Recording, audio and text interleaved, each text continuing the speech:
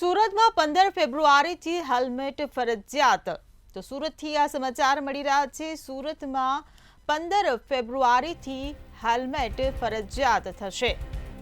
તો હેલ્મેટ હવે ફરજિયાત કરી દેવામાં આવ્યા છે। સુરતથી આ સમાચાર 15 ફેબ્રુઆરીથી હેલ્મેટ ફરજિયાત થશે। 45 દિવસ માટે અપાયેલી છૂટ હવે પૂર્ણ થશે।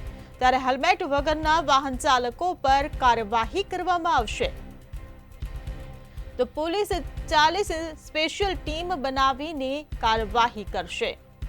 त्यारे पुलिसनी त्रीजी आंख पण हेल्मेट वगરના ચાલકો પર નજર રાખશે।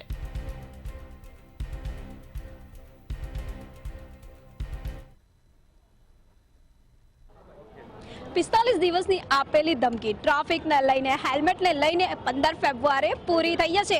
ટ્રાફિક પોલીસ દ્વારા અત્યાર સુધી લોકોને ગુલાબ આપવામાં આવી રહ્યા હતા, શાંતિ વર્તવામાં આવી રહી હતી, સમજાવવામાં આવી રહ્યા હતા, પરંતુ હવે ફેબ્રુઆરી શરૂ થઈ ગયું છે અને ગણતરીના દિવસો બાદ હવે સખ્તાઈ વર્તવાનું શરૂ થઈ જશે। પરંતુ આ સખ્તાઈ શા માટે અને હેલ્મેટ ફરજિયાત શા માટે એ વિશે ડીસીપી જે ટ્રાફિક પોલીસ છે અમિતા વારાણી આપણી સાથે જ આપણે એમની વાત કરીને જાણીએ।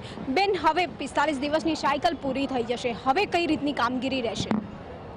સૌપ્રથમ તો સુરત શહેર ટ્રાફિક શાખા દ્વારા 1 જાન્યુઆરીથી 14 ફેબ્રુઆરી સુધી અલગ અલગ સ્કૂલો, કોલેજો, યુનિવર્સિટીઓ, રહેણાંક વિસ્તાર અને ઇન્ડસ્ટ્રીમાં જઈ અમારી ટીમ દ્વારા હેલ્મેટનું મહત્ત્વ સમજાવવામાં હાલમાં પણ આવી રહ્યું છે।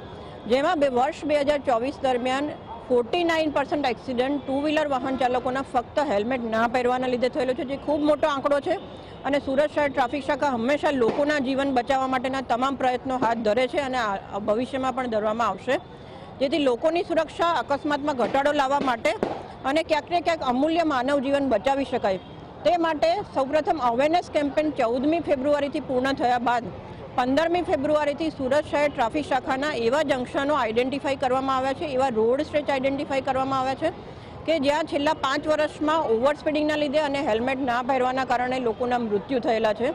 એવા જંકશનો પર સુરત શહેર ટ્રાફિક શાખાની કુલ 40થી વધારે ટીમો એ 15મી ફેબ્રુઆરીથી તૈનાત હશે અને દંડનીય કાર્યવાહીની સાથે સાથે એમની પાસે જે one nation one mobile app અને VOC જે છે એમના માધ્યમથી ઈ ચલણ જનરેટ કરવામાં આવશે। પરંતુ હંમેશા જેવું હું કહું છું કે આ દંડનીય કાર્યવાહી ફક્ત દંડને ધ્યાનમાં રાખીને નહીં, પરંતુ લોકોનું જીવન સુરક્ષિત રહે, લોકો સવારે પોતાના ઘરેથી નીકળે ત્યારે એમના પરિવારના સભ્યોને સાંજે જઈને મળી શકે, એ લોકો સુરક્ષિત રહે, એના માટે આ ડ્રાઈવ જે છે એ ચોક્કસપણે 15મી ફેબ્રુઆરીથી હાથ ધરવામાં આવશે।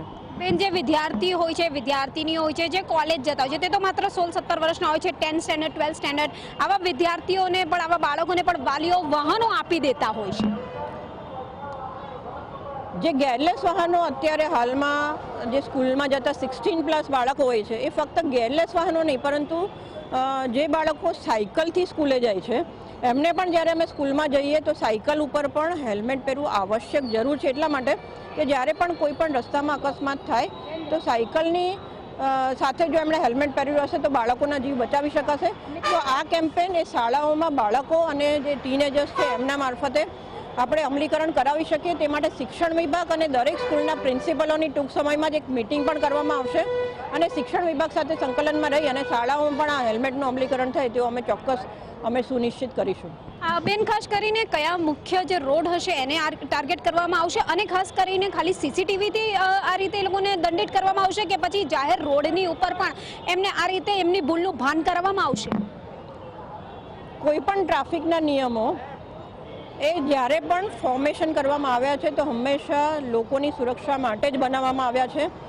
એટલે લોકોને જ્યારે અમે હેલ્મેટનું 15મી ફેબ્રુઆરીથી અમલીકરણ કરીશું ત્યારે અમારી જે 40 ટીમો રોડ પર ઊભી હશે એ વન નેશન વન ચલણના માધ્યમથી અને સાથે સાથે એમની પાસે એપ, જે મોબાઈલમાં 2 પ્રકારની એપ છે, VOCના માધ્યમથી એ ઈ ચલણ જનરેટ કરશે।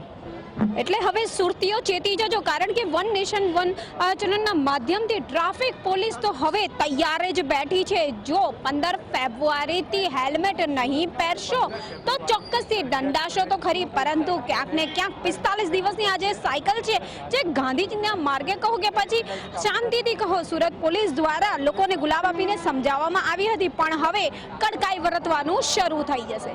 કેમેરામેન શોએબ શેખની સાથે રાબિયા સાલે, મંતવ્ય ન્યૂઝ, સુરત।